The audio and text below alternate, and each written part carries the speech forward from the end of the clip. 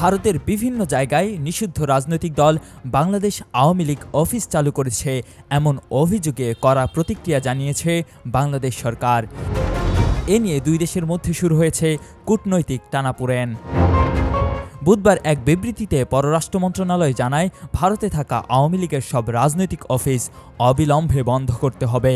বিবৃতিতে বলা হয়, মানবতা বিরোধী অপরাধে দণ্ডিত ও ফৌজদারি মামলায় পলাতক আওয়ামী লীগের একাধিক নেতা এখনও ভারতে অবস্থান করছেন।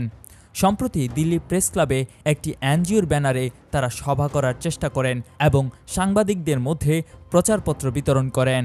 বিষয়টি ভারতীয় গণমাধ্যমে প্রকাশিত হওয়ার পর এ নিয়ে উদ্বেগ জানায় ঢাকা।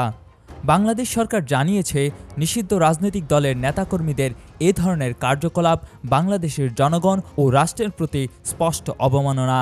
এতে দুই দেশের পারস্পরিক বিশ্বাস ও শ্রদ্ধার সম্পর্কই ক্ষতিগ্রস্ত হচ্ছে না, বরং বাংলাদেশের চলমান রাজনৈতিক রূপান্তর প্রক্রিয়াতেও নেতিবাচক প্রভাব ফেলতে পারে। এদিকে ঢাকার এই বিবৃতির প্রতিক্রিয়া দিয়েছে নয়াদিল্লি। ভারতের পররাষ্ট্র মন্ত্রণালয়ের মুখপাত্র রণধীর জাসওয়াল প্রেস ব্রিফিংয়ে বলেন, ভারত সরকারের অনুমতি ছাড়া কোনো দেশের স্বার্থবিরোধী রাজনৈতিক কার্যকলাপ আমাদের মাটিতে চলতে পারে না। তিনি ঢাকার অভিযোগকে অযাচিত বলে উল্লেখ করেন।